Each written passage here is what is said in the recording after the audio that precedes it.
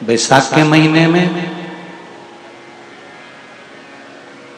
यदि भगवान शिव की कथा सुनने का सौभाग्य मिला है, बैसाख के महीने में अपन अगर कथा श्रवण कर रहे हैं तो ये कहीं मेरे शिव की, मेरे उगरदानी, मेरे शंकर की ही कृपा है, दया है, उदारता है। बैसाख के महीने में एक पकवान बनता है शंकर जी का।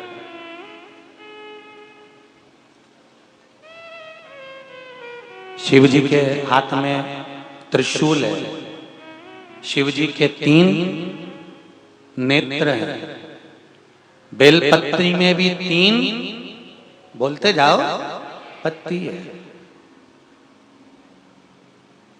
बैसाख के महीने में जो शंकर भगवान को प्रसाद का भोग लगता है उसमें भी 3 ही चीज मिलती है। सत्तू,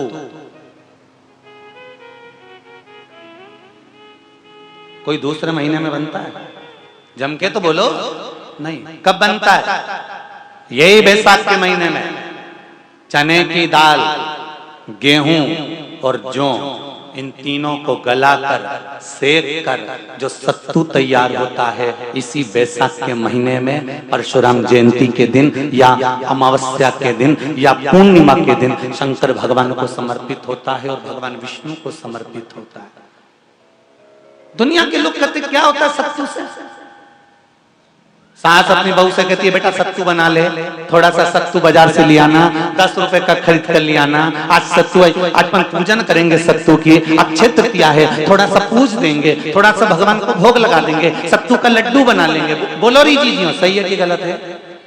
बाजार में भी सत्तू मिलता है तो बच्चे कहते हैं, बहुएं कहती हैं कौन खाएगा, काय को ला रहे हो, सत्तू का क्या काम है? और शिव महापुराण की कथा कहती है, स्कंद पुराण की कथा कहती है, जिस समय पर बैसाख के महीने की सुंदर अमावस्या का दिन था, उस दिन माता पार्वती शंकर भगवान के लिए जब पकवान बनाने के लिए बैठी, कुछ नहीं मिला, तब माता पार्वती ने 3 अनाज को लिया, एक चना, दूसरा गेहूं और तीसरा जो, इन तीनों को भींग रहे थे उसको लेकर आए गंगा जी में से, उसको सेक कर माता ने अंगीठी पर और उसका जो सत्तू बनाकर शिव को दिया। शंकर भगवान ने कह दिया, सुन पार्वती, ये सत्तू नहीं, ये मेरी औषधि है। बैसाख के महीने में जो खाएगा वो जिंदगी भर रोएगा नहीं, शरीर से स्वस्थ। अब उसको लोगों ने हंसी खेल में ले लिया, सत्तू का क्या काम, मम्मी हम नहीं खाएंगे, बड़ा बुरा।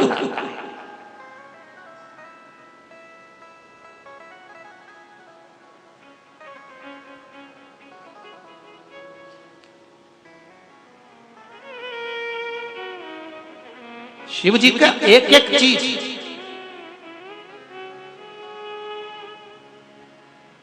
बैसाख के महीने में पियो बेल। बेल मतलब समझ गए? बेल का रस। बैसाख के महीने में पियो बेल और शरीर को रखो ऑलिव बेल। पियो।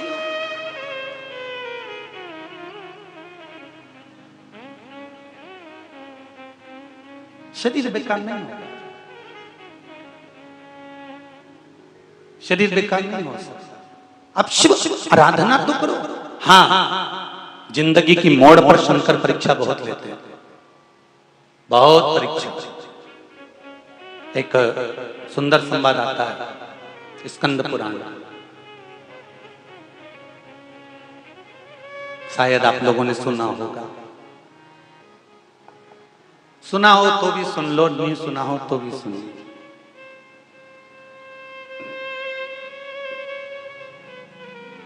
कांती नगर में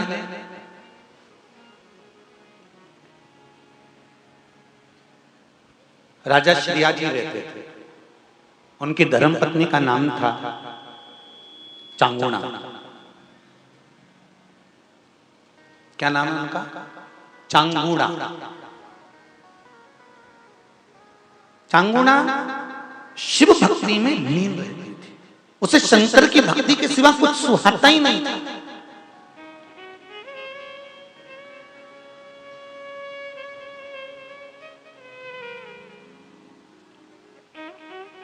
शिव आराधना के सिवा उसको कुछ भाता ही नहीं था। दिन भर शंकर की शरणागति करना, शिव का स्मरण करना, शिव भक्ति में डूबे रहना। शंभो शरणे पड़ी मांगू घड़ी रे घड़ी, दुख काटो दया करी न दर्शन आपो। शंभो शरण पड़ी मांगू घड़ी रे घड़ी, दुख काटो दया करी न दर्शन आपो। चांगुना दिन रात भगवान शंकर की आराधना करती थी। स्कंद पुराण में बैसाख चरित्र के अंतर्गत ये सुंदर बैसाख के महत्व में चांगुना की कथा वर्णन की गई। शिव की कथा कह रही है कि चांगुना शंकर की आराधना में लगी रहती है। उसे शिव की आराधना के सिवा कोई सुख मिलता ही नहीं, केवल शंकर की आराधना करना, शिव भक्ति में डूबे रहना। श्री शिवाय नमस्तो, श्री शिवाय नमस्तो। भगवान शिव की आराधना में डूबे रहना।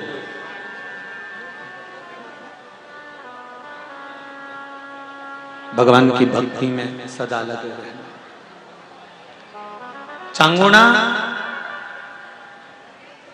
शिव की आराधना में दिन रात लगी रही। समय आया, एक दिन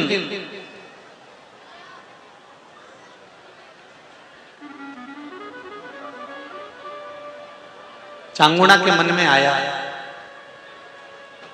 कीर्तन करते करते, भजन करते करते, कथा सत्संग संकीर्तन दान पुण्य स्मरण करते करते कई वर्ष निकल गए, कई वर्ष।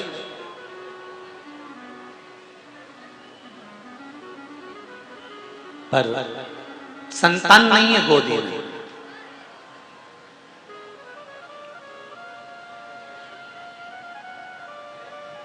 जब गोदी में संतान नहीं है, कई वर्ष निकल गए, आज देवाधिदेव महादेव के पास में बैठ गए,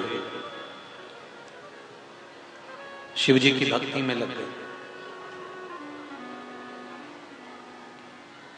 बहुत ध्यान से सुनना, ये स्कंद पुराण का पावन चरित्र है जिसको अपन श्रवण कर रहे हैं।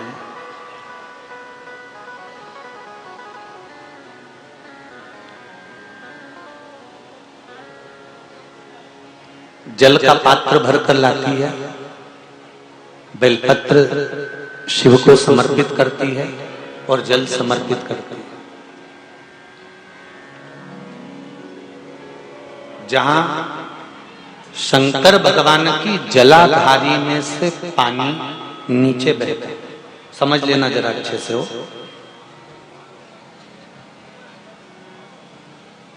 जैसे ये गोल जलाधारी है, ये शिवलिंग है, यहां से पानी नीचे बहता है। जब विशेष कोई दुख वाली बात आ जाती है या कोई तकलीफ खड़ी हो जाती है, बहुत बड़ी अगर कोई तकलीफ खड़ी हो जाती है, तो शिवलिंग के स्पर्श की जगह जहां से पानी बहता है, जाता है ये गोल, और यहां से जो भगवान के चरण है जहां से पानी नीचे गिरता है, समझ रहे हो ना सब लोग? उस स्थान पर अपनी जो ये हथेली होती है, इस हथेली को कुछ देर लगा लिया जाता है। कौन सा स्थान? जहां से शिवलिंग पर जल चढ़ा, ये जलाधारी में गोल घूमा, घूम के जहां चरण से नीचे जाता है, वहां कुछ देर के लिए इस हथेली को लगा लिया जाता है। अपनी हाथ की, सीधे हाथ की हथेली को लगाया जाता है। और देवाधिदेव महादेव का या तो पंचाक्षर मंत्र या षडाक्षर मंत्र या श्री शिवाय नमस्तुभ्यम इस मंत्र का या महामृत्युंजय मंत्र का स्मरण कर लिया जाता है और दिल की बात भगवान शिव से कह दी जाती है। हृदय से कहकर 2 दिन, ज्यादा से ज्यादा 3 दिन, ज्यादा से ज्यादा 5 दिन, बस 6ठे दिन की जरूरत नहीं पड़ेगी, बाबा रास्ता खोल देगा और कार्य सफल कर देगा। दिल की बात कहो शिव से। बेस और इको डालो थोड़ा, बेस और डी।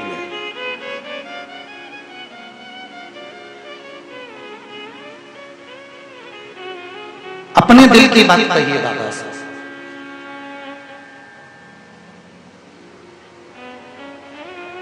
और जब दिल की बात कहोगे, हृदय की बात जब बाबा से कहोगे तो बाबा सुनेगा, निश्चित है सुनेगा।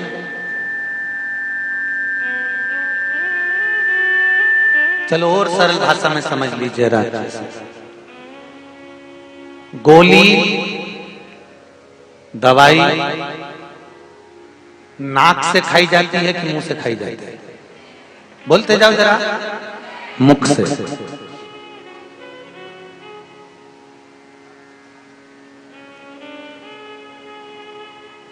और विक्स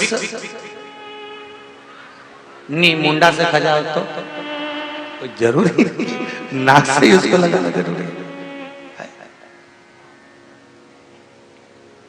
बताया है ना स्थान कि विक्स से लगाना तो नाक से लगाना, गोली खाना तो मुंडा से खाना, और अगर कोई ऑयडेक्स से लगाना तो ऊपर से लगाना, ना तो इसको नाक में डालना है, इसको ऊपर से मल देना, या बाम है तो ऊपर से मल देना है, ठीक है।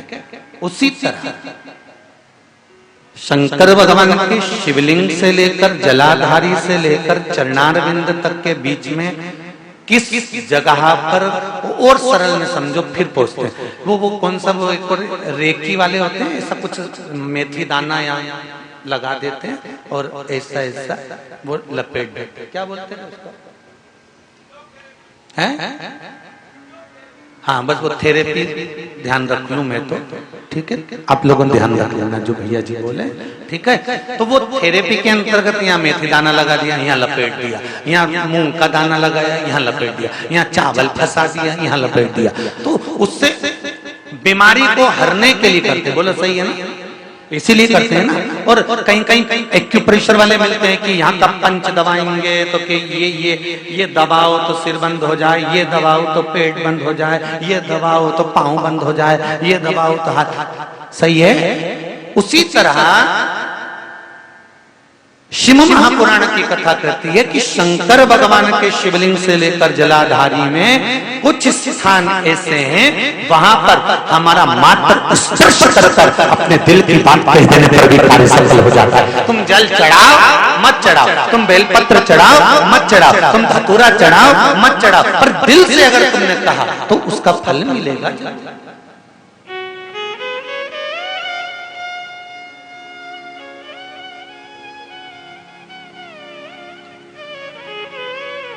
सत्तू 12 महीने खाओ मत खाओ। कौन सा महीना?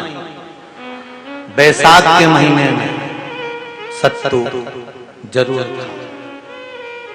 और सत्तू चाइना से नहीं आएगा, इंडिया में ही बनेगा और बना रहा है भारत में ही।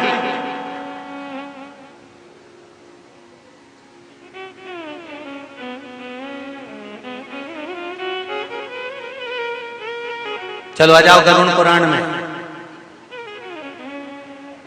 मरने का 47वां दिन, जब मरेंगे तब गरुड़ पुराण बचेगी, पहले ही सुन लो। और जिसके पास में गरुड़ पुराण नहीं हो तो पंडित जी से मंगवा कर फिर पढ़ के देख लेना। मरने के 47वें दिन, 47 डेज, 47वें दिन किस चीज का दान तुम्हारे सामने आता है? मरने के 47वें दिन। 10 दिन तक तो जीवात्मा घर की अटारी फिरती, मरने के बाद 12वें के दिन चली जाती है। उसके बाद में जब 47वां दिन आता है तो 47वें दिन जीवात्मा को क्या दान करा जाता है? व्यक्ति ने क्या पुण्य करा होता है कि उसको नरक नहीं भोगना पड़ता, बेतरनी नहीं भोगना पड़ती और सीधे बेतरनी से पार उतर जाता है। वो किस चीज का दान है? तो कहा शिव महापुराण में, गरुण पुराण में कि वो सत्तू का दान है जो बैसाख महीने में करा जाता है। सत्तू का दान 3 चीजों से मिलकर बनता है। जौ, बोलते जाओ जल्दी, गेहूं, चना, ये 3 चीज से मिलकर बनता है। इसमें जो बारीक बारीक कण होते हैं, जितने जितने 3 चीज के मिले हुए बारीक बारीक कण होते हैं, ये जब दान किया जाता है सत्तू का, तब ये बेतरनी तरने के लिए 47वें दिन इस जीवात्मा ने अगर सत्तू का दान करा होता है या सत्तू का सेवन बैसाख के महीने में करा होता है, तो उसको बेतरनी नहीं भोगना पड़ती, डायरेक्ट सीधे रतलाम उज्जैन से डायरेक्ट।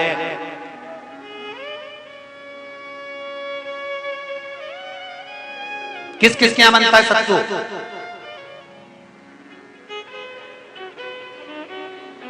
मैंने भी तो ये पूछा किस किस क्या बनता है। मैं ये थोड़ी बने, मैं अभी थोड़ी ना कि अभी बन गया। बैसाख में बनता तो होगा। पहले गांव के लोग तीरथ करने जाते थे। गांव का लोग जब तीरथ करने जाता था, कोई सामान नहीं ले जाता, सत्तू बांधी पोटली में धरा यूं और पानी में घोलिया और नमक डालिया या शक्कर या गुड़ घोल के और पी के वही चले। आज के अब जब सैनिक युद्ध करने जाता है, थक जाता है, बहुत थकान हो जाती है, जब उससे देखा जाता है तो सैनिक का जो कमांडर होता है वो सत्तू मंगवाता है और गिलास में घोल घोल कर पूरी सेना को पिलवाकर फिर युद्ध में उतार देता है। फिर युद्ध में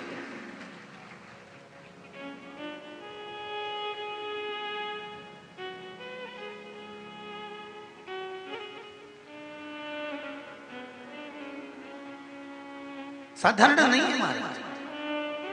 सत्तू में जितने बारीक बारीक कण होते हैं, जितने बारीक बारीक कण, अब तुम्हें काम करना, अभी जब फ्री रहो तो एक कागज पे रख के सत्तू का एक कण गिनना, 1 2 3 बारीक बारीक गिनते रहना जरा। तो तुम्हारा क्या जाए गिनने में? भगवान कृष्ण के हाथ में पट्टी बंधी थी तो उनने भी तो रुक्मणी को गिनने को दिया था, जरा गिन तो जरा इसमें कितने धागे।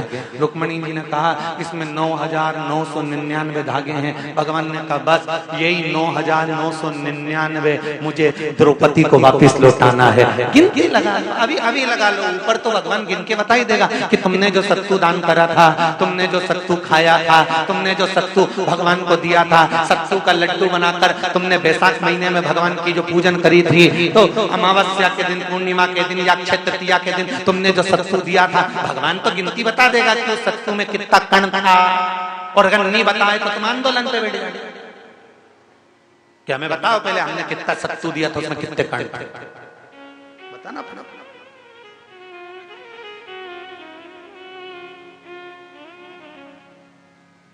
एक शिव की आराधना में चांगुना ने 1 लोटा जल भरा, उसमें थोड़ा सा चंदन डालकर बेलपत्री के वृक्ष के नीचे ले जाकर डाल देती, थोड़ा सा जल बचाकर शिव जी को डाल देती। शंकर भगवान ने एक दिन चांगुना के सामने मन में विचार प्रकट करा और पार्वती जी से कहा, पार्वती एक बात समझ में नहीं आती, आधा जल ये बेलपत्री को देती है, आधा जल मुझे देती है। जब आधा जल मुझे देती है तो मुझे बड़ा गुस्सा आता है, क्योंकि बच्चे और बूढ़े ये दोनों एक समान हैं।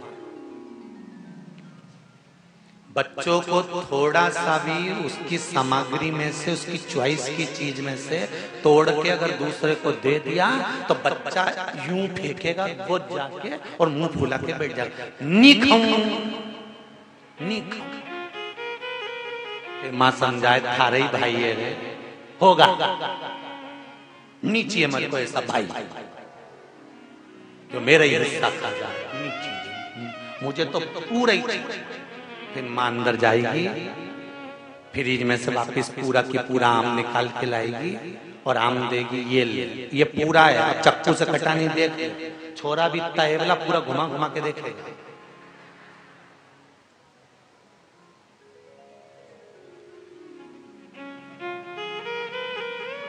पूरा देख लिया तब बच्चा ऐसे ही बुजुर्ग व्यक्ति होता है, बूढ़ा पति को भोजन दिया तो उसमें चटनी रख दी, जीरा मन रख दिया, पापड़ सेक के रख दिया, और बुढ़ा व्यक्ति जब भोजन करा तो उसमें कहीं नहीं, तो बूढ़े की निगाह में तो आ ही जाता है कि बताओ अपनी तो वैल्यू घस गई। तो बच्चे के मन में और बुजुर्ग के मन में आ जाता, बच्चा और बूढ़ा एक साथ। भगवान ने कहा ये आधा जल कहां डोल के आती है। पार्वती जी ने कहा उसके संतान नहीं है, इसलिए वो बेलपत्री की भी आराधना करती है और आपकी भी आराधना करती है। ठीक है,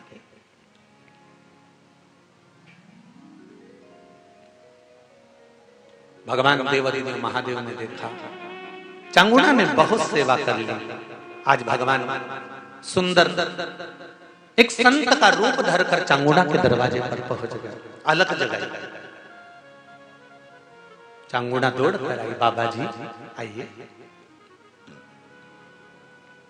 क्या लाऊं मैं आपके लिए? भिक्षाम देहि, भिक्षाम देहि।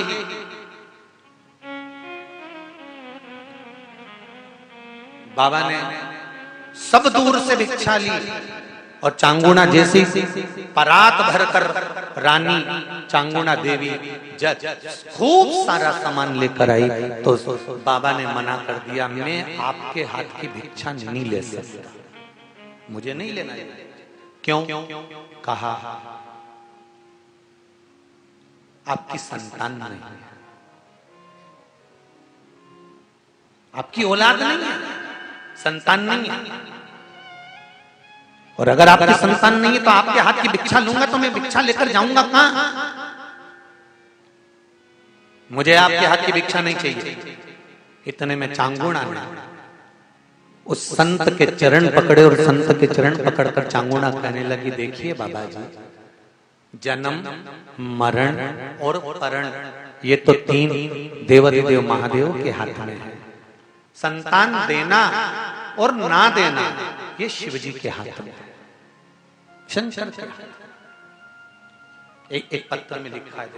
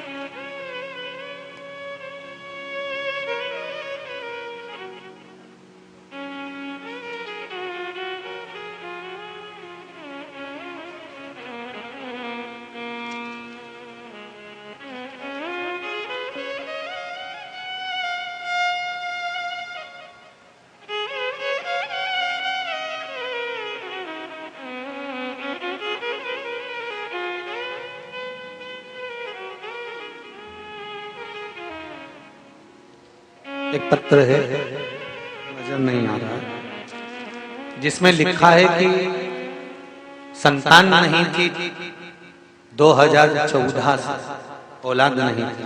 जिसने भी लिखा होगा पत्र,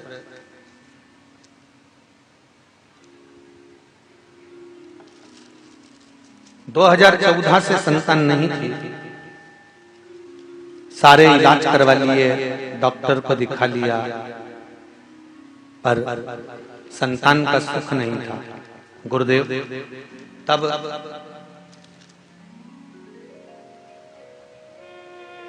टेस्ट बेबी भी करवाया, वो भी सफल नहीं हुआ। अंत में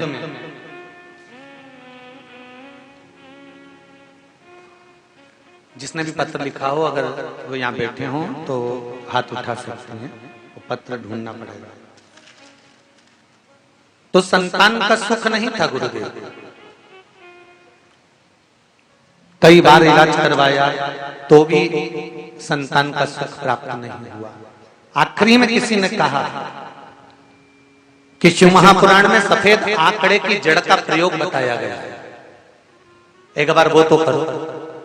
और सफेद आंकड़े की जड़ का प्रयोग किया गया, और गुरुजी 5 महीने का गर्भ है, ये वो माने लिखकर दीदी ने भेजा। जिसने भेजा होगा वो बैठी होंगी। अगर पत्र नहीं मिला तो उनके स्मरण में रहे कि आपका पत्र पढ़ा गया।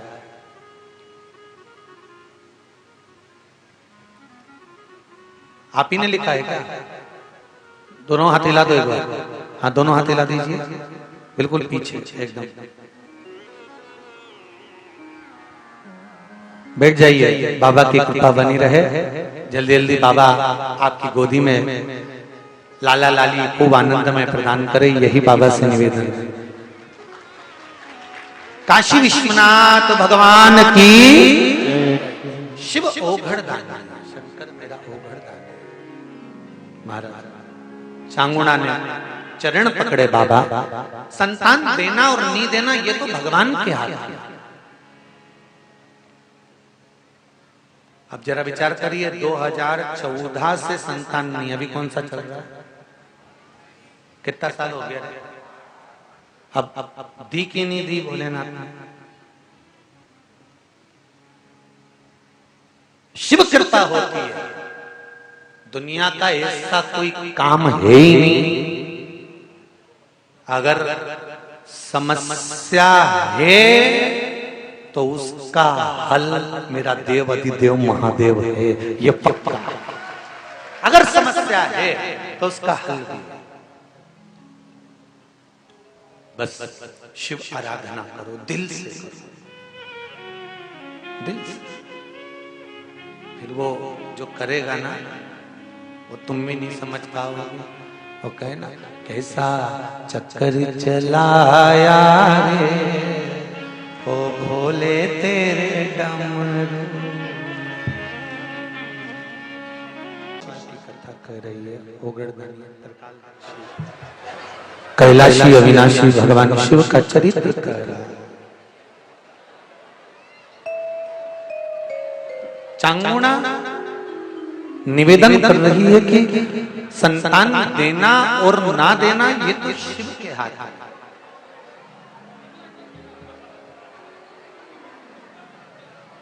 श्री सभी लोग बोले और प्रेम से बोले, क्योंकि कथा के मध्य में जब भी ये मंत्र आता है अपने दिल की बात भगवान देवाधिदेव महादेव से कहना रहता है।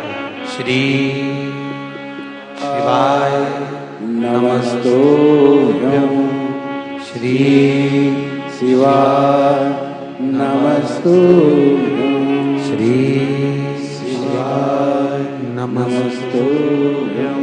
भगवान शिव से शंकर भगवान जो रूप बदल कर आए हैं, मेरे ओघड़दानी जो रूप रख कर आए हैं,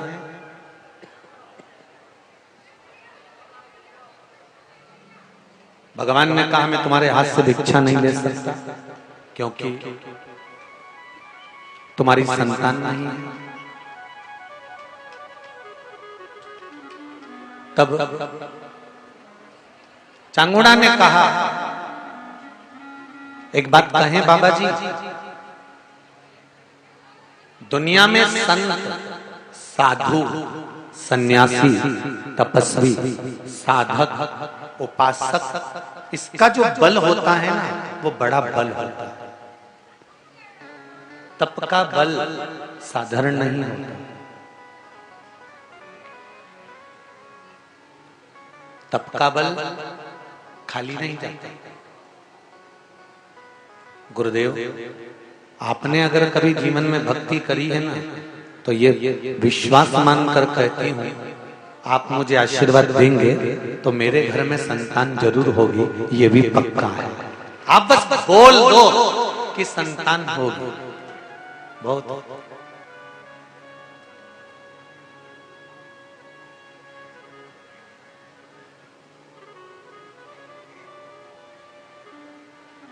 भगवान प्रसन्न हो गए और मेरे देवाधिदेव महादेव जो संत का रूप रखकर आए थे, साधु का रूप रखकर आए थे, उन्होंने झोली में से फल निकाला। वो फल निकालकर चांगुणा को दे दिया, ले चांगुणा, ये फल खा ले, तेरा गर्भ ठहर जाएगा, संतान हो जाएगी। चांगुणा ने वो फल ऐसे ही नहीं खाए। चांगुणा ने वो फल ले जाकर सबसे पहले शंकर भगवान के सम्मुख में रख दिया और शिव जी से कहा। उसको ये नहीं मालूम कि ये जो संत खड़ा है ये शंकर ही रूप रखकर आया।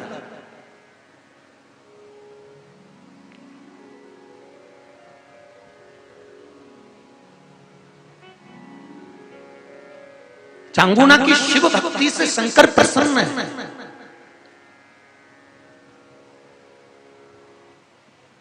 आप प्रतिदिन शंकर के मंदिर जाना चालू कर दो, आप प्रतिदिन भगवान शंकर को जल चढ़ाना प्रारंभ कर दो, आप प्रतिदिन सूर्य को अर्घ देना प्रारंभ कर दो, आप एक बेलपत्री हफ्ते में एक बार शंकर पर चढ़ी हुई खाना प्रारंभ कर दो।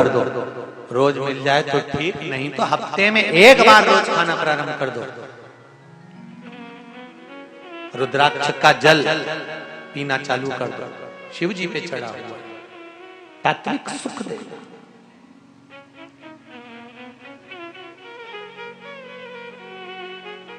जहां शिवालय होता है उस शिवालय के पास में एक ना एक सरोवर, कुंड, बावड़ी, तालाब, नदी जरूर होता है। क्यों होता है? उसका कारण है, उसका कारण। सरोवर शिव महापुराण की कथा किस किसने सुनी है? जो टीवी पे बातचीत थी, ऑनलाइन आई थी, सुनी है आप लोगों ने? सरोवर शिव महापुराण की, मानसरोवर शिव पुराण, उसमें कहा था शंकर भगवान का जितना प्राचीन से प्राचीन मंदिर होगा उस मंदिर के पास कोई तालाब, कोई बावड़ी, कोई कुआं, कोई हाथसी, कोई हैंडपंप, कोई खड्डा जरूर होगा जिसका जल साधारण नहीं होगा, वो जल अमृत के तुल्य होगा, वो जल साधारण नहीं होगा। और काशी मंदिर की सबसे बड़ी मूलता थी ज्ञानवापी, और वो ज्ञानवापी दूसरों के पास में थी, काशी मंदिर के पास में नहीं थी, वो ज्ञानवापी दूसरी जगह चली गई थी। वो उसमें मंदिर नहीं था, मंदिर को उन्होंने रख लिया था। वो तो धन्यवाद देता हूं आदरणीय मोदी जी को, जिन्होंने उस ज्ञानवापी को वापिस काशी के मंदिर में लाकर रख दिया, वापिस काशी के मंदिर में लाकर रख दिया उस ज्ञानवापी को। पर हम जिस भूमि पर रहते हैं, जहां हम निवास करते हैं, ऐसे कई शंकर जी के पुरातत्व मंदिर हैं जिनके पास में बड़े बड़े कई सरोवर होंगे, कई कुंड होंगे, कई बावड़ी होंगे, कई तालाब होंगे, कई नदियां होंगी, और उसकी देखरेख संसार में जहां तुम निवास कर रहे हो उस व्यक्ति को करना चाहिए, उस व्यक्ति को रखना चाहिए। और अगर मैं मानता हूं रतलाम में भी कई मंदिर हैं, आदरणीय कलेक्टर महोदय जी से जब बात हुई थी तो मुझे सूचना मिली थी कि कई लगभग 290 मंदिर का संचालन आपके नगर के कलेक्टर महोदय कर रहे हैं, उसके लिए बड़ी प्रशंसा का विषय है। कई मंदिर जहां पर टूट फूट हो गई, देख रेख नहीं है, वहां का सारा संचालन प्रशासन कर रहा है, प्रशासन उसको देख, धन्यवाद है बहुत बहुत। पर एक चीज का दुख भी है, और मेरी थोड़ी आदत बुरी है, कहने में पीछे नहीं आता, भले फिर बाद में तुम कोई भी टीका लगाओ, अच्छा का लगाओ चाहे बुरे का लगाओ। यहाँ एक शिव मंदिर है बड़ा विशाल, और उसके पास में कुंड तालाब बना है, अमृत तालाब, और उसकी हालत ऐसी हो रही, बाप रे बाप।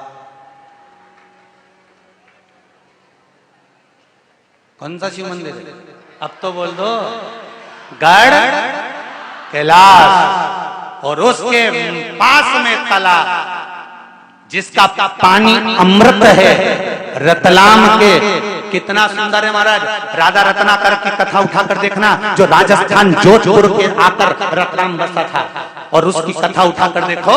राजस्थान के किताबों में उसका वर्णन मिलेगा, जिसने आते से शिव मंदिर का निर्माण करा था और उसके पास में तालाब का निर्माण करा था। वो तालाब ऐसा बनाया था कि राजस्थान में जब रोग उत्पन्न हो गया था तो इस तालाब का जल बोतल में भर भर कर ले जाकर पिलाया था और लोग ठीक हो गए थे। और वो तालाब में आज गटर का पानी जा रहा है, तो क्या होगा रे तेरा कालिया? जरा विचार तो करो। क्या विचार है तुम्हारा?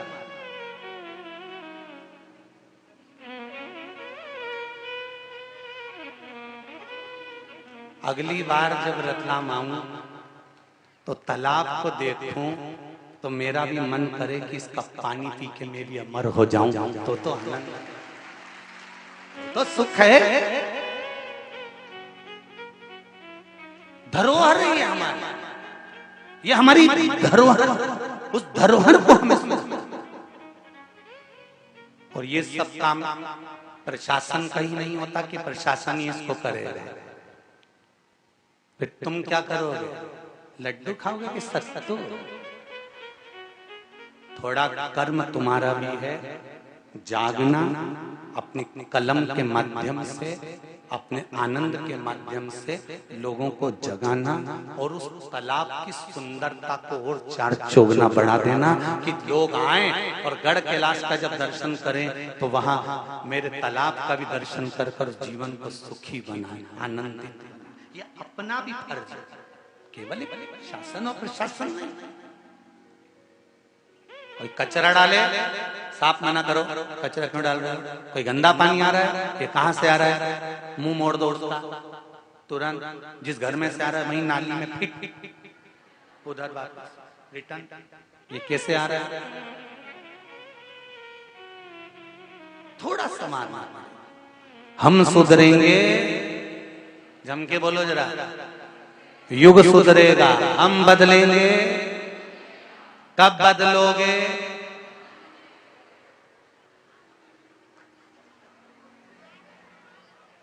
सांप तो नहीं है जो सूंघ गया, आज से,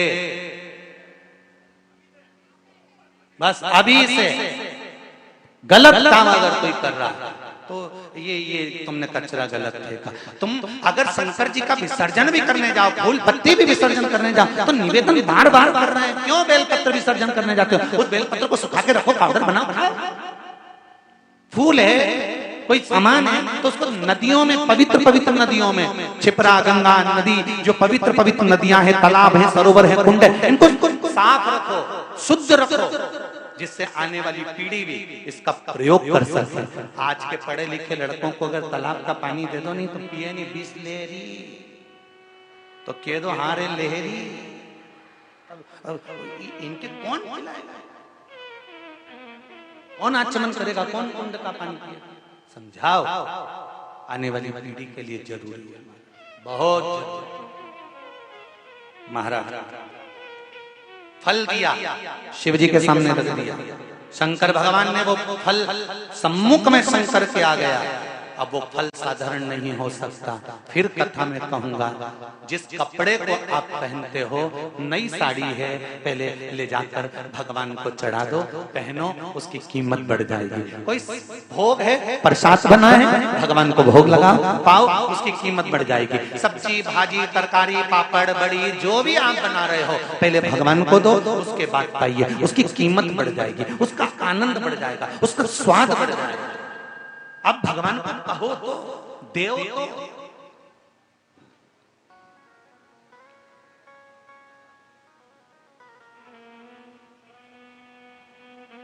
पैसे कमा कर लेकर आओ, सबसे पहले भगवान को दो।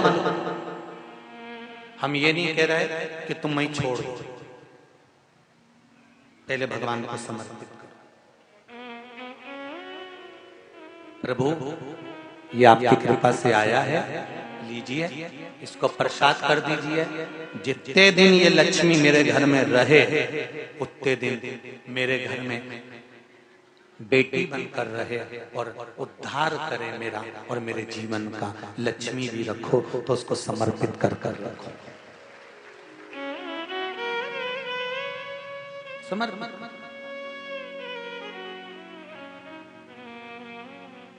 जैसे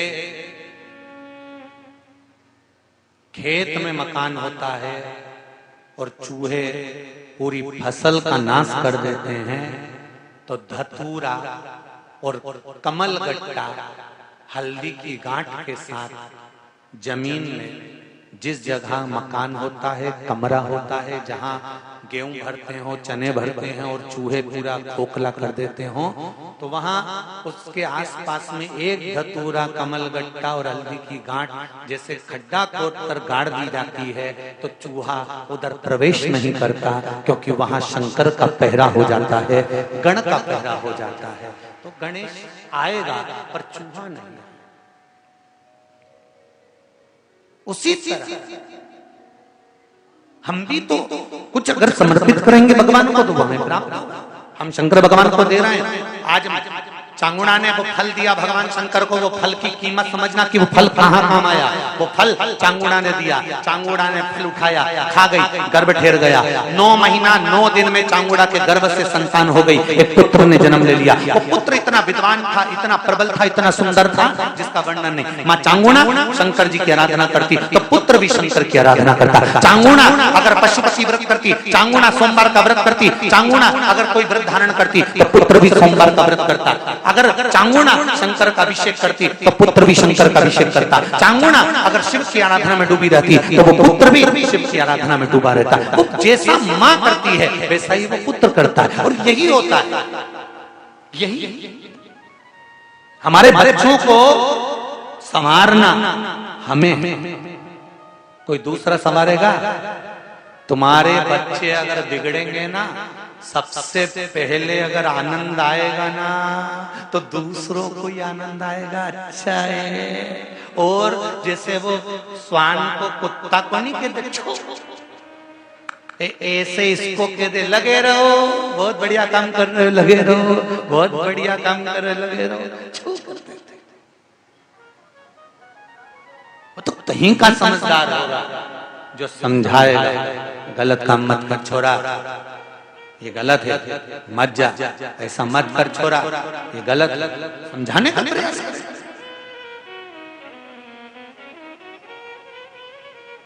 महाराज शंभो शरणे मांगो घड़ी घड़ी, दुख काटो दया करी ने दर्शन आवो। अब उसको समझाया जाए। जब समझाने की श्रेष्ठता होगी तो सुख आनंदित होगा। माँ शिव जी की आराधना करती है, चांगुड़ा जब शंकर भगवान की आराधना करती है तो साथ में वो बालक भी शिव की आराधना करता है। चांगुड़ा के पुत्र का नाम रखा था चीलिया। क्या नाम रखा है? चीलिया। अब जैसा चांगुड़ा शिव आराधना कर रही है वैसे ही चीलिया करता है। श्री शिवाय नमस्तुभ्यं, श्री शिवाय नमस्तुभ्यं, श्री शिवाय नमस्तुभ्यं। चांगुड़ा मंदिर जाने लगी, पुत्र भी मंदिर जाने लगा। चांगुड़ा आराधना में लग गई, पुत्र भी आराधना में लग गया। समय आया। एक बार देवऋषि नारद निकलकर काशी में पहुंच गए, जहां पर माता पार्वती जी शंकर भगवान के चरण दबा रहे थे। ध्यान देना जरा कथा पर। हमेशा आपने कथा सुनी होगी कि लक्ष्मी जी भगवान विष्णु के चरण दबाती हैं, पर काशी की जो धरा है, काशी की जो भूमि है, ये अविमुक्त भूमि है जहां पर माता पार्वती शंकर भगवान के चरण दबा रही है।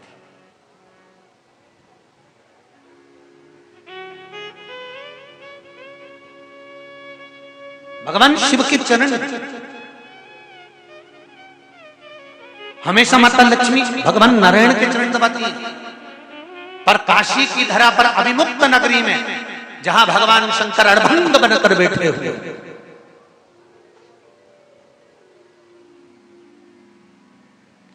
वहां माता पार्वती जी शिव के चरण दबा रहे।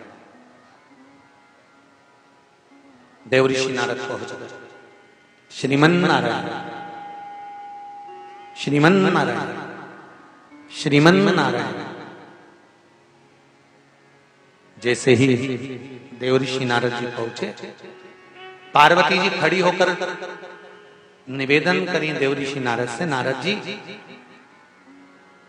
शंकर भगवान के सबसे बड़े भक्त का नाम बताओ जो शिव की आराधना में दिन रात डूबा रहता हो, उसका नाम बताओ। पार्वती जी को लगा कि देव ऋषि नारद मेरा ही नाम लेंगे, क्योंकि मैं ही दिन भर सेवा करती हूँ शिव जी की।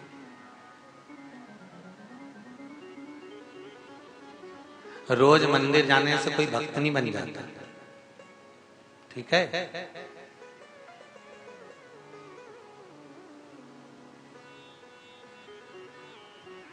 और रोज मंदिर जाने से, रोज मंदिर जाने से कोई ये सोचे कि मैं भक्त की गिनती में आ गया, सबसे बड़ा भक्त मैं ही हूं, मैं ही रोज मंदिर जाता हूं, मैं ही देवालय जाता हूं, मैं ही पूजन करता हूं, मैं ही अर्चना करता हूं, मैं ही मंदिर की देखरेख करता हूं, मैंने सब संभाल रखा है, अगर मैं नहीं होता तो कुछ नहीं होता। तो जो ऐसा सोचे ना, उससे निवेदन है आधे घंटे मरी जाए। तू होगा तो भी मंदिर का काम होगा, और तू नहीं होगा, बोलो तो जीतियो, तो भी मंदिर का काम।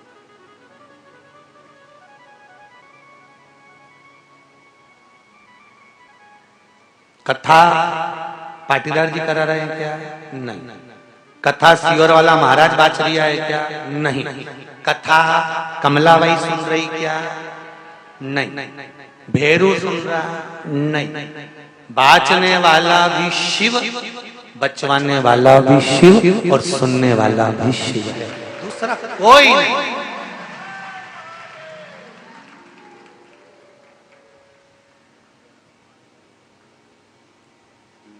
घर तक तुम्हारी पहचान है, शमशान में पहुंचे कि मुर्दा हो, सही है गलत है? घर तक तुम्हारी पहचान है, लोग कहेंगे कौन मर गया, तो कहे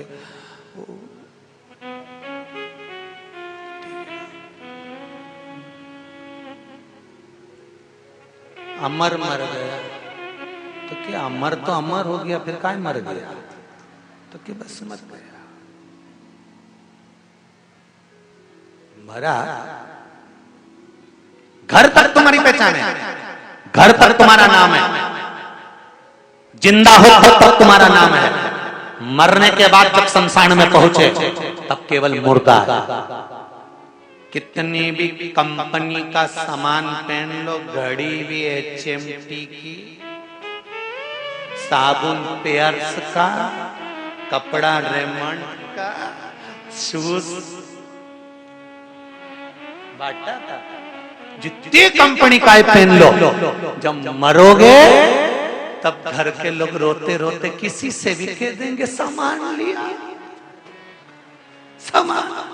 और जैसे ही दुकान वाले के पास जाओगे, पूछेगा भी नहीं कि नाप क्या है, उसको सब मालूम है, कटाया कपड़ा धरा, लपेट के दे दिया, लपेट दो, तो पूछ तो लो कौन सी कंपनी का है। पूरी जिंदगी कंपनी का माल पहना, ब्रांड का पहना, और मरने के बाद ब्रांड का ही पता नहीं पड़ा कौन सी कंपनी का था, कौन से ब्रांड।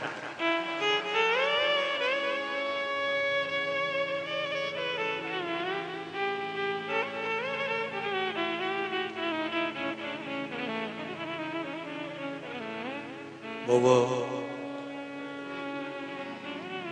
एक बार परम पूज्य क्रांतिकारी संत, राष्ट्रीय संत श्री तरुण सागर जी महाराज जी से किसी ने पूछ लिया था, आपका एड्रेस क्या है, आप कहाँ रहते हो? तो उन्होंने कहा था हमारी ड्रेस ही नहीं है तो एड्रेस कहाँ से आएगा? तन पर कोई ड्रेस होए तो एड्रेस भी होए, अब यहाँ तो ड्रेस ही नहीं है तो एड्रेस कहाँ से आएगा? संत का कोई एड्रेस नहीं, शिव भक्त का कोई एड्रेस नहीं। घर से चले थे तब कमला बिमला भेरू राम किशन हरि किशन थे, पर कथा में पहुंच गए तो केवल एक रह गए, क्या? शंभु शंकर शिव, इसके सिवा कुछ नहीं, कुछ। फिर वही वाली बात आ गई, मजा रहा जीने में भोलेनाथ धड़क रहा, भीतर शिव है, श्वासों में शिव है, धड़कनों में शंकर है, तो फिर क्या लगे? क्या क्या है?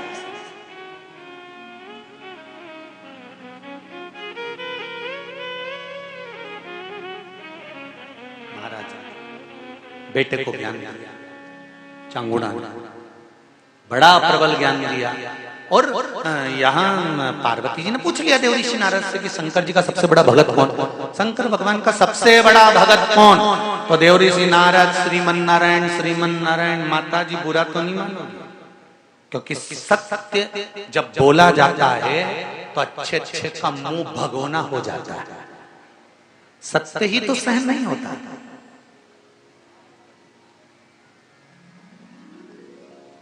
अच्छे खासे व्यक्ति से खेद हो, मर जाए, इतना ही किया नहीं, वो सत्य कहा, मृत्यु सत्य है, आया है सो जाएगा। राजा रंग फकीर, कोई सिंहासन पर चढ़कर गया, कोई गया बंद रंगी, आया है जाना है।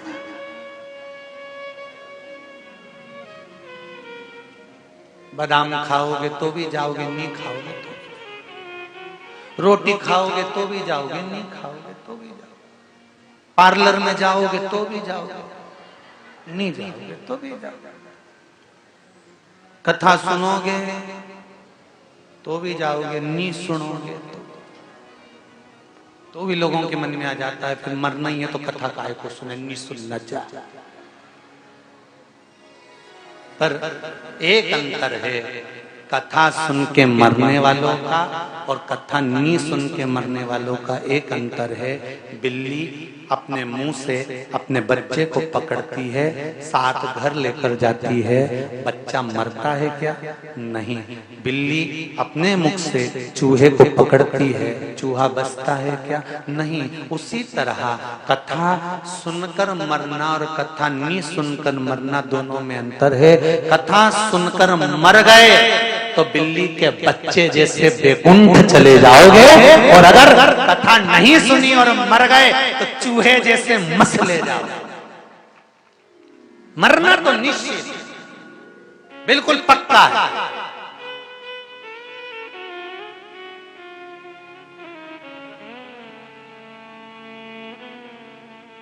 तैयारी करके रखो एकदम पूरी। कथा में आने से पहले से तुम्हारी तैयारी हो जाती है ना, जल्दी चलो और जल्दी से रोटी बनाओ, ने बर्तन पटका और जल्दी से छोटी मोटी करके मुंडा पेंसिल से लाइन खींच के डब्बा भर के कर खुरा के और जो पल्लू मल्लू लई जो चली, और ये राम रुमाल तो भूली गई अलमारी से। और फिर देखिए हमारी चप्पल की चप्पल देख दुखा के और फिर आई, और कथा में फिर किनंग बैठी लीला, अब देख दुखा के फिर उसके पास पटली मटली डाल के बैठी और जो तो कदे आई अभी तो आई आधा घंटा, तो इतनी जल्दी तेरे को आगे जगह मिल गई? अरे वो तो दूसरी बैठी थी, मेरा भजन ही सहन नहीं करा, मेरा पाँव धर दिया तुरंत। अच्छा,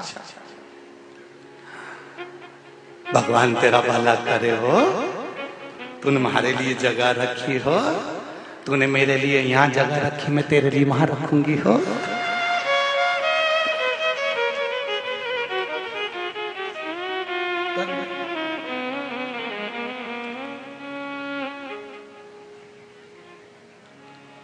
चित्त हो शिव भक्ति में। बताओ नारद जी, शंकर भगवान का सबसे बड़ा भक्त कौन? देव ऋषि नारद ने कहा, बुरा तो नहीं मानोगी? हाँ तो बोल। नारद जी ने कहा, शंकर जी की सबसे बड़ी भक्त है कांति नरेश की धर्म पत्नी चांगुना। चांगुना वो मृत्यु लोक में रहने वाली साधारण सी स्त्री रानी, वो शंकर भगवान की भक्त है, सबसे बड़ी भक्त, सबसे बड़ी भक्त है। ओहो, पार्वती जी के तो अब रोटी नहीं भागा।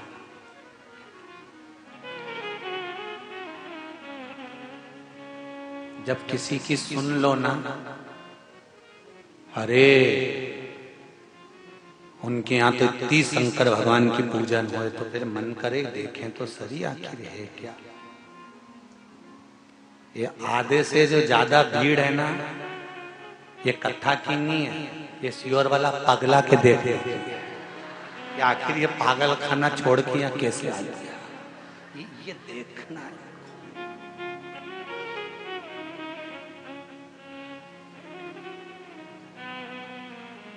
कथा वाचने वाला पागल, कथा करवाने वाला पागल, कथा सुनने वाला पागल।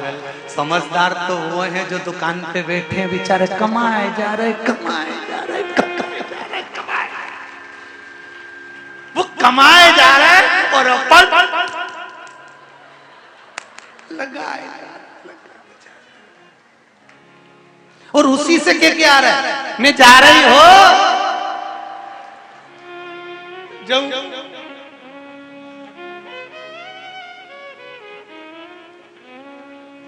तो कल बोला था ना, पति पत्नी का है इस जग में बड़ा ही सुंदर नाता, बैठी बैठी पत्नी खाती पति कमा मर जाता। बेचारा वो कमा कमा कमा कमा कमा कमा, एक बार मुंह से नहीं निकला। सुनो, 7 दिन की कथा हो रही है, शिव महापुराण कथा चल रही है। मैं पत्नी नहीं धर्म पत्नी हूँ। पत्नी और धर्म पत्नी में जमीन और आसमान का अंतर होता है। पत्नी पति को पतन के रास्ते पर लेकर जाती है, पत्नी पति को सिनेमा घर लेकर जाती है, पत्नी पति को मायके लेकर जाती है, पत्नी पति को शादी तक लेकर जाती है, और धर्म पत्नी पति को शिव महापुराण की कथा तक लेकर आती है। क्योंकि मुझे अकेले बैकुंठ नहीं जाना है, आप और मैं दोनों बैकुंठ में मिले, ये चाहती हूँ। नरक नहीं भोगता हुआ देख सकती, क्योंकि दुकान पर बैठोगे छल करोगे, नौकरी भी करोगे तो बेईमानी करना पड़ेगी। कमाना है तो नौकरी, चाहे सर्विस, चाहे दुकान धंधा व्यापार, कुछ भी कर लो, झूठ बोलना पड़ेगा, छल करना पड़ेगा, कपट करना पड़ेगा, बेईमानी करना पड़ेगी, सब कुछ करना पड़ेगा। कमाने के लिए सब कुछ करना पड़ेगा और भोगना भी तुमको पड़ेगा। इसलिए निवेदन है, 7 दिन की शिव महापुराण में से कम 1 दिन मेरे साथ चलो। कमाने के लिए तो जिंदगी पड़ी है और श्वास है तो कमा लोगे। अगर कोरोना में निपट गए होते तो दुकान का तुम्हारा काका जी बैठा राजस्थान से।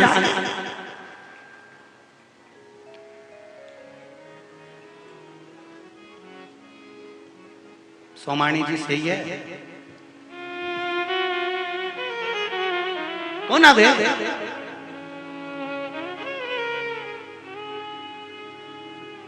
4-4, 5-5 फैक्ट्रियां हैं कपड़े की सूरत में,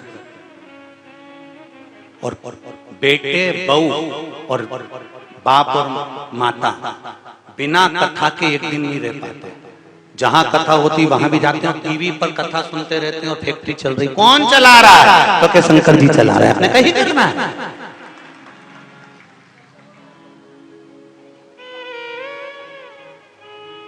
सूरत में कम से कम 4-5 फैक्ट्रियां होंगी कपड़े कपड़े पर शिव मेरा आपकी कृपा से सब काम हो रहा है। शिव की कृपा एक बार प्रेरणा आपको देना चाहिए। मेरी माताओं से निवेदन है, मातृशक्तियों से निवेदन है, अगर घर की लाज बचा सकती है, घर को संस्कारित बना सकती हैं और घर में कोई बीमारी को प्रवेश नहीं करा सकती है तो वो केवल माँ ही हो सकती है, घर की नारी ही हो सकती है, उसके सिवा कोई नहीं। कह दो एक बार, चलो कथा में। वो कहेंगे बहुत भीड़ हो रही है, नीचों क्यों दुकान पे भीड़ आए तो तुम्हें मजा आए, तो कथा में भीड़ आए तो कहीं नहीं हो। चलो तो केवल लोग धक्का मारते हैं तो कि वही तो मैंने देखा है नाथ द्वारा में। एक बार किसी ने हमसे पूछ लिया था, तिरुपति में तो भगवान के जब दर्शन होते हैं तो लाइन से होते हैं, शिरडी जाओ तो लाइन से दर्शन होते हैं, पंढरपुर जाओ तो लाइन से दर्शन होते हैं, देवी जी के मंदिर जाओ तो लाइन से दर्शन होते हैं, पर नाथ द्वारा में जाओ तो धक्के में दर्शन होते हैं। ऐसा क्यों होता है? तो हम तो सीधी सीधी कहते हैं कि भगवान भी कहते हैं मेरे दरवाजे पर आकर धक्का खा गया तो संसार में कभी धक्का नहीं खाएगा, इसलिए यहाँ तो आपसे भी निवेदन है, ये जो बाजू बाजू में तुम्हें मत रही है इधर से ये तुमने जितना कहीं का बेकार कर्म करा होगा ना तो बीच में ठसी इधर से पांव धर, इधर से और ये सब जो तुम्हें मथ रही है ना, ये कुछ नहीं होने वाला। ये जैसे मथे तो मक्खन निकले उसी तरह तुम्हारे भीतर विश्वास, भक्ति और श्रद्धा प्रकट। कोई कह रहा था गुरुजी जहाँ कथा हो रही इतनी धूल उड़ रही है कि सब माथा पे चढ़ी जा रही है। हमने कहा धूल नहीं उड़ रही है, शंकर भगवान सोच के बैठा है भस्म कौन चढ़ाएगा तुम्हारे ऊपर, इसलिए एक साथ चढ़ा के दे। कौन चढ़ाए तुम्हारे इतना सारा के भस्म? शिव की परम भक्त कौन सी है? तो क्या चांगुना। हाँ, अब तो पार्वती जी को गुस्सा आ गया और पार्वती जी ने भोलेनाथ जी से कह दिया जरा परीक्षा लो चांगुना की। शंकर जी ने कहा परीक्षा? हाँ, जाओ और परीक्षा लेकर आओ कि मैं बड़ी कि वो बड़ी। ठीक है, शंकर जी परीक्षा लेने पहुंचे तो एक ओघड़ी का रूप रखकर शंकर भगवान पहुंच गए और चांगुना के यहाँ पहुंचकर शंकर भगवान ने आवाज लगाई, माता भूख लगी है, बहुत तेज भूख लगी है, जल्दी भोजन दो। और चांगुना अंदर गई, पकवान बनाया, बैठो महाराज बैठो, और भोजन बनवा कर लाई और देख दिया भगवान उस अघोरी कहने लगा, ए रानी तो मुझे मूर्ख समझती है, ये भोजन करूंगा, फेंक इसको। और अघोरी ने भोजन फेंक दिया।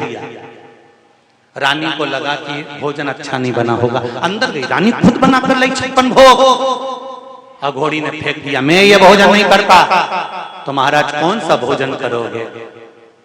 अघोरी हूं, बिना मांस के नहीं रह सकता, मांस लेकर आ। चांगुना कहने लगी, बाबा शिव के भक्त है, यहां तो मांस बनता ही नहीं। रानी बुला तेरे राजा को। राजा भी हाथ जोड़कर खड़ा हो गया, महाराज भोजन हमेशा कैसे लाएंगे? नहीं, भोजन तो मैं मांस का ही करूंगा, लेकर आ। ठीक है महाराज, आप बोलो किसका मांस चाहिए?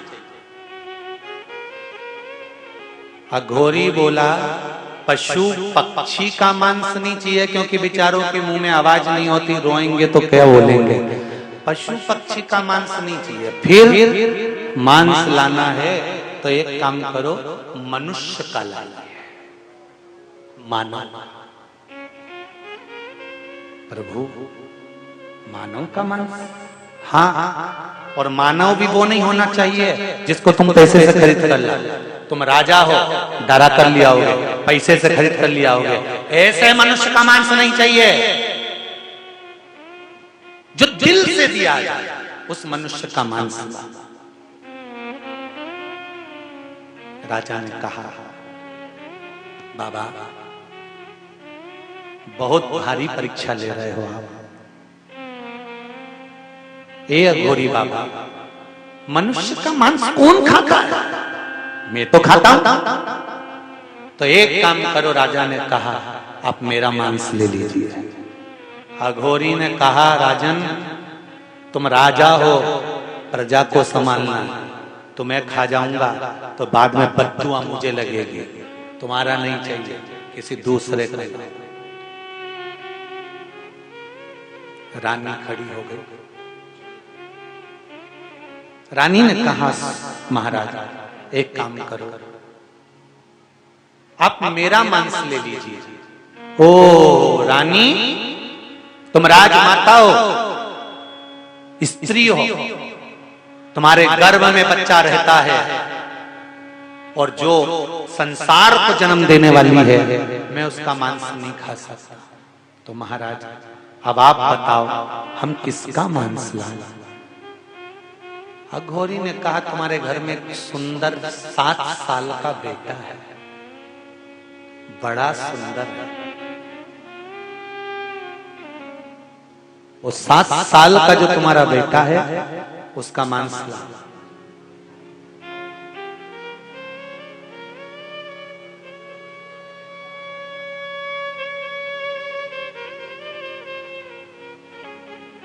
चांगुणा बिलख पड़ा, जिस पुत्र को पाने के लिए जिंदगी निकाल दी थी, चरणों में गिर गई गुरुदेव, क्षमा कर, ये नहीं हो सकता।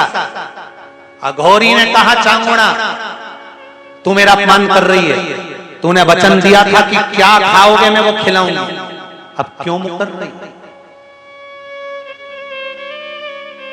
क्यों मुकर रही है? पुत्र का वध कैसे हो? नहीं, तुम्हारा पुत्र का मांस जाओ।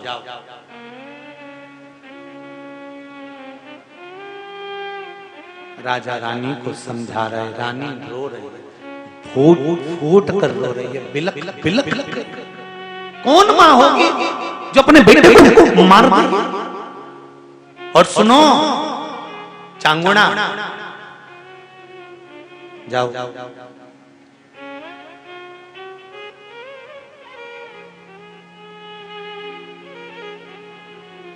चांगुणा गई, बेटे को आवाज भी लगाया, धर्म निभाना है, सतमार्ग पर चलना बहुत कठिन है, वचन दे दिया तो निभाना बहुत कठिन था। पहले पुत्र चिल्ला आया दौड़कर, हाँ मां आ बेटा।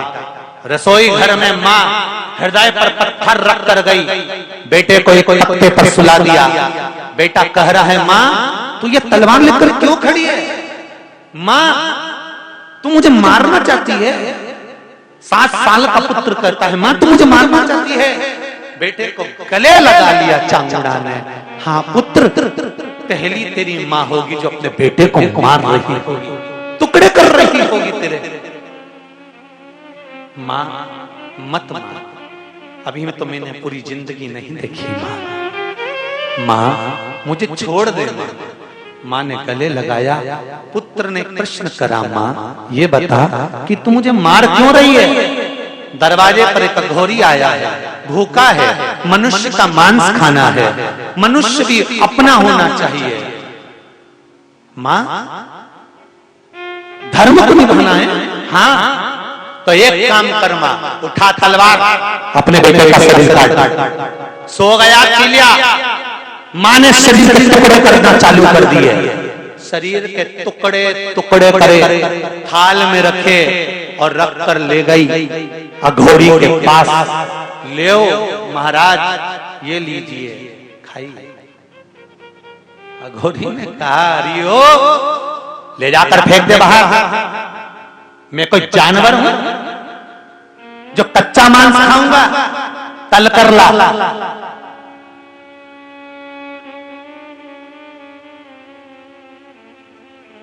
ले जा इसको।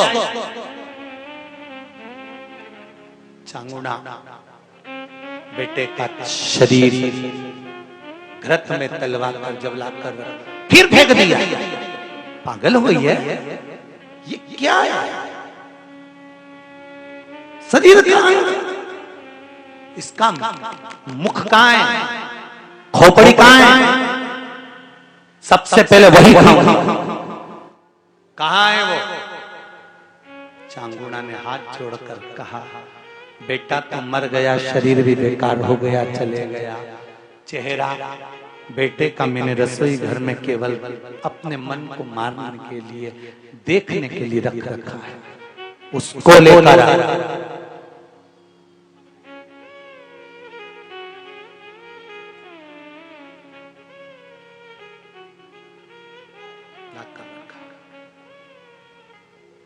अब खाऊंगा मैं मांस।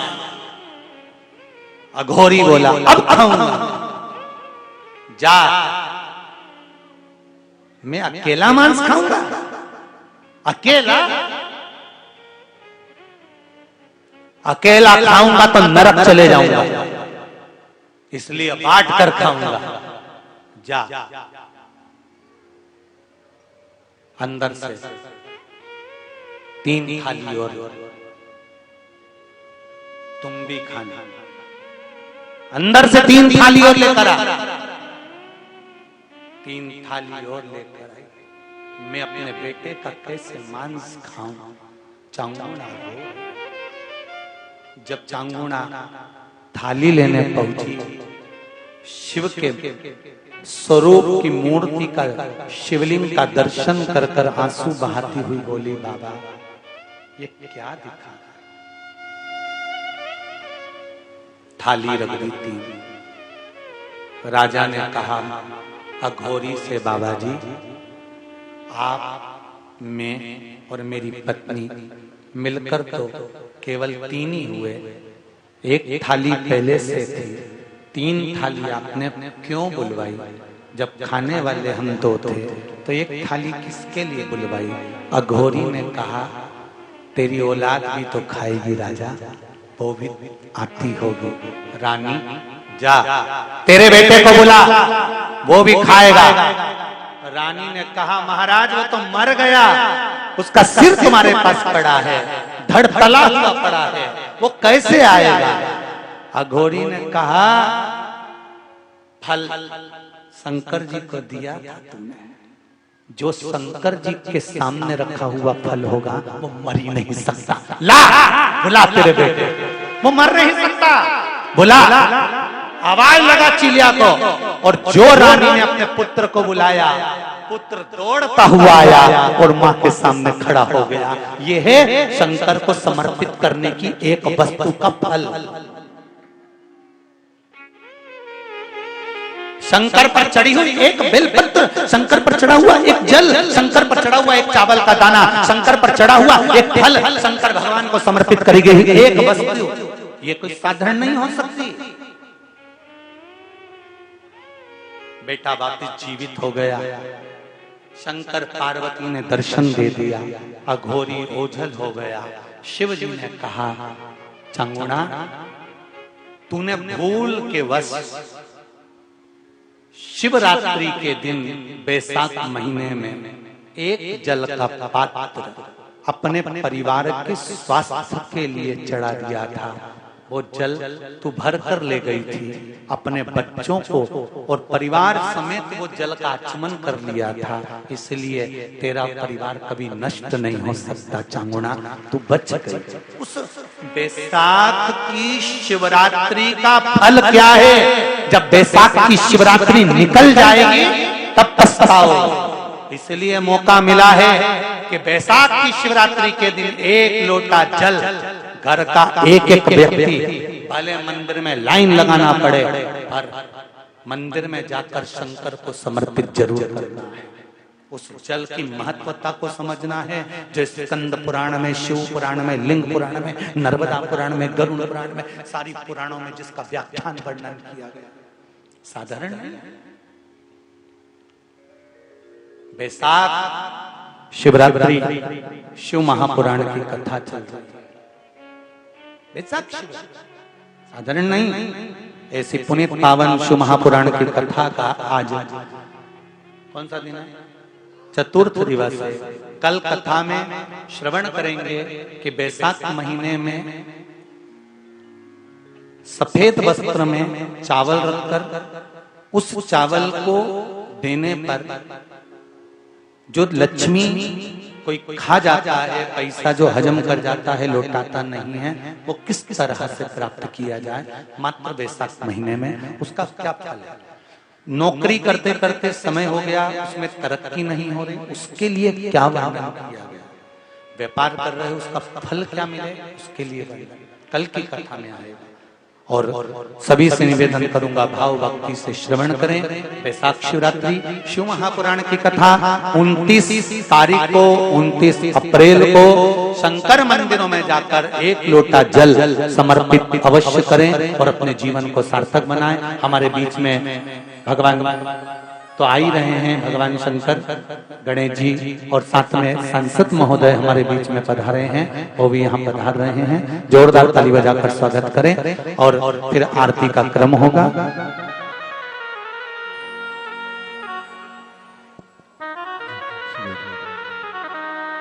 पत्र बहुत सारे हैं आप लोगों के, पढ़ नहीं पाया हूँ। आज के पत्र में ले जाकर कक्ष में इसको पढ़ता हूँ और जो अच्छे अच्छे पत्रों का स्मरण जरूर करूंगा। या एक काम करता हूँ, यहीं रख देता हूँ, कल इसको अवश्य पढ़ूंगा। इसका ध्यान रहे, जो पत्र रह गए हैं उनको कल अवश्य पढ़ा जाएगा।